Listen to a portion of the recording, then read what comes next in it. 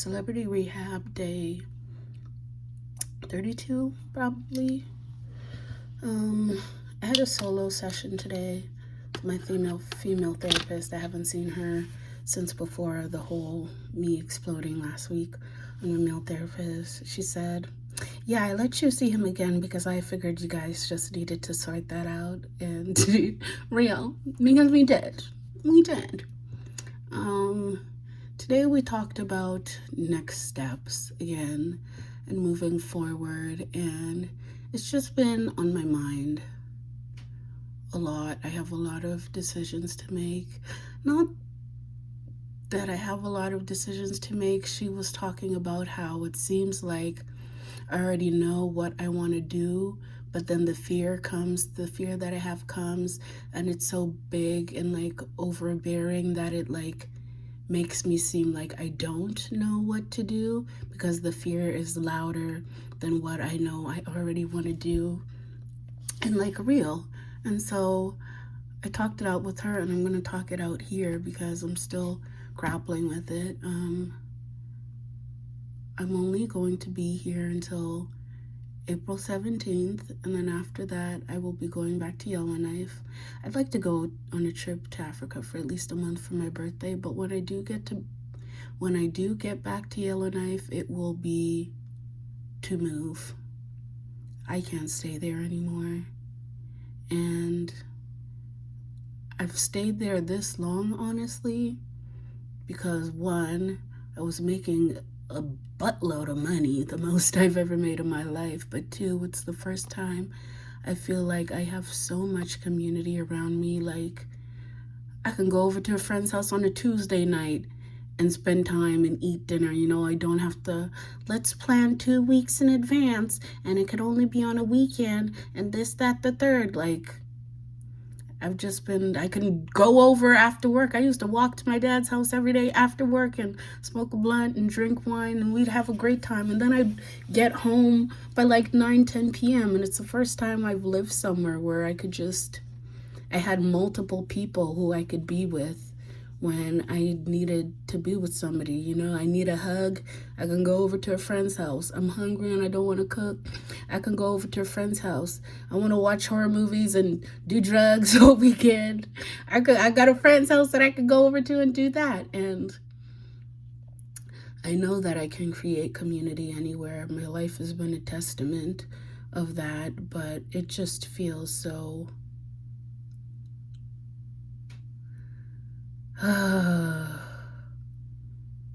stepping into the unknown is like, and usually as soon as I get the itch to move, I will just leave. It doesn't matter if I don't have anything planned, if I don't know anybody there, but living there has just made me feel like, not living there necessarily, but all of a sudden I feel like things are impossible, or I don't want to do things the same way. And for a while it was like, okay, I'll stay there until I have a plan, and then I'll do this, and then I'll find a job, and I'll do that. But it's like, I'm gonna have enough saved up where I could just move there and then figure it out there. I cannot.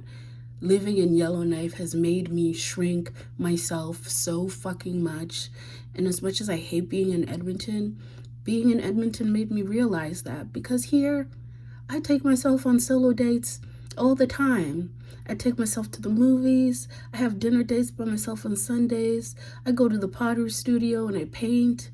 Like, even though I don't know what my passion is and I don't know what I'm doing, I have outlets here to try and figure out what it is that I want. I'm taking freaking guitar lessons. If I go back to Yellowknife, I can't do any of that shit.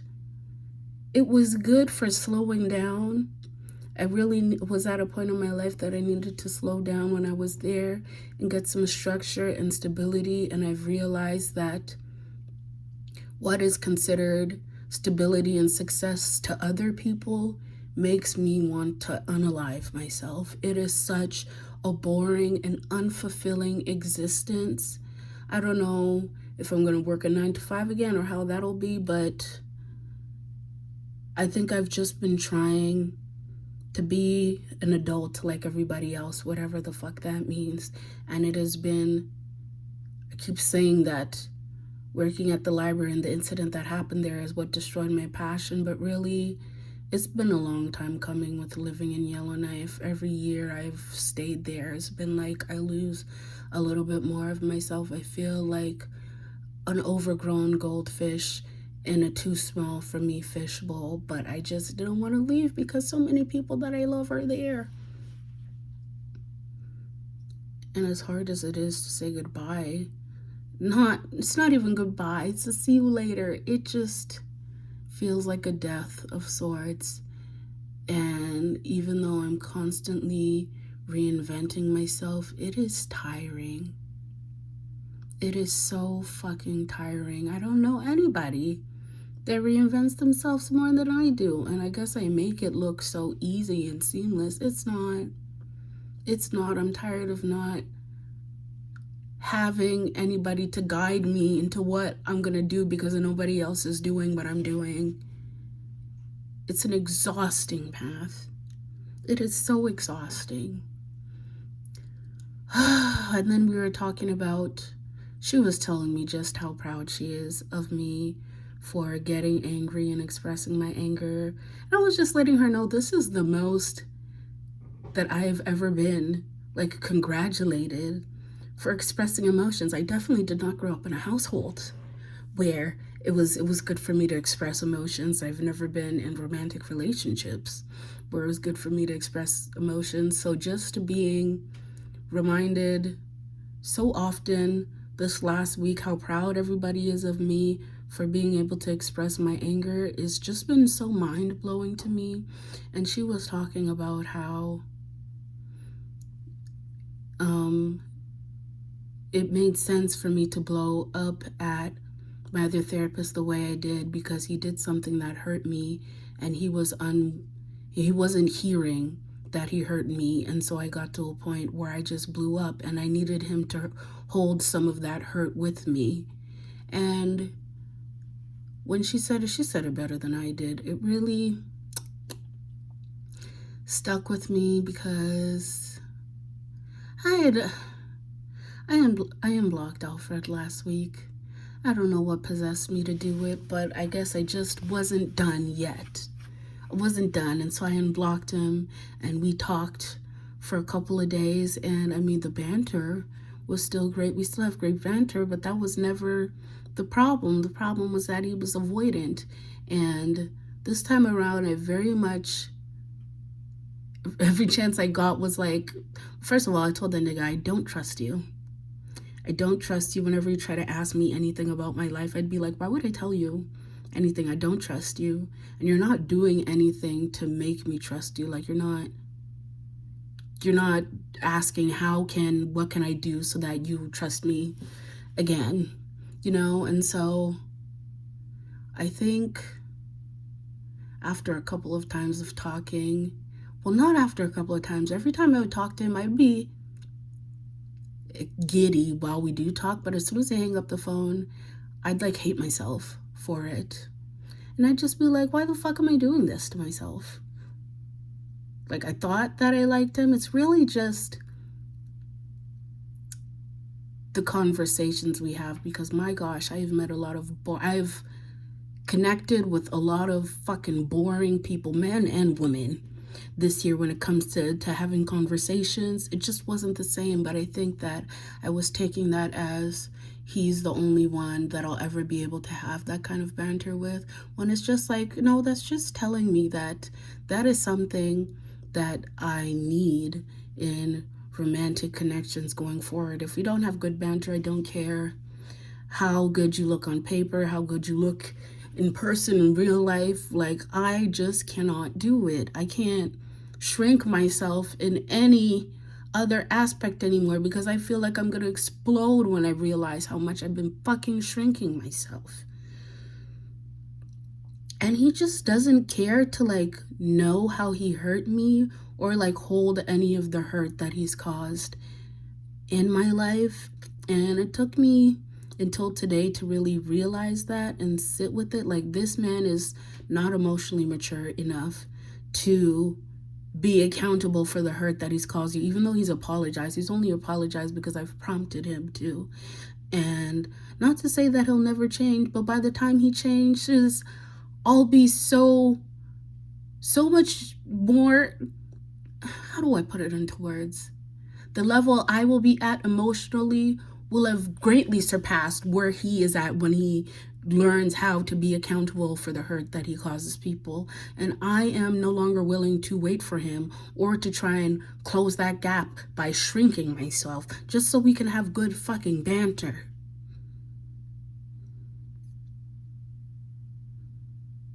That nigga doesn't want to hold space for me to talk about how much I can't even talk to him about how much he hurts me before he starts shutting down. What the fuck are you shutting down for?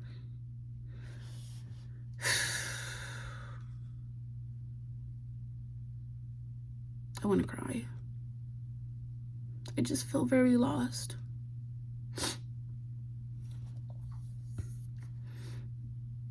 And I didn't think this is how I would be going into 30, but that's what it's giving. It's giving going into my 30s lost as fuck. I don't know anything. I don't know what I'm supposed to be doing. I don't know what I'm gonna do next. All I know is that I can't be where I used to be, and I can't love the same way that I used to love, and I just really have to be selfish. The most selfish I've ever been in my life, and that's uncomfortable for me.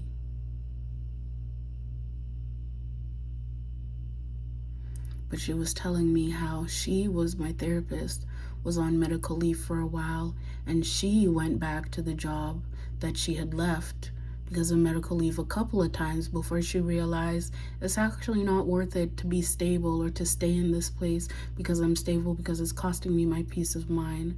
And so she said, my advice to you is bravery is not a feeling, it is an action. So do the brave thing, and a year from now, you're gonna email me and be like, I did it and I'm so much happier now.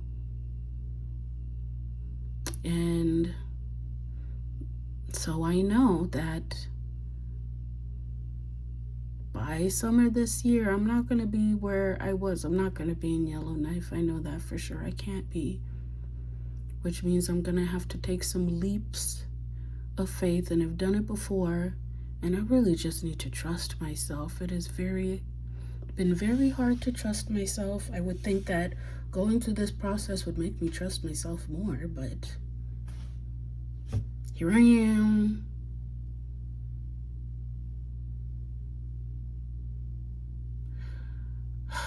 In order to be a me that I've never been, I gotta do things that I've never done, like believing in myself in a way that I've never have. And I do have I'm very capable. So why doesn't it feel like it?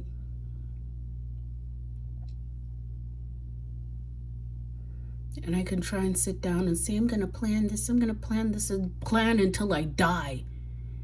But for me, I realize that sitting down and planning for too long is just avoidance. I'm not the kind of person that works that way. Now, knowing that, what do I do moving forward? I don't fucking know.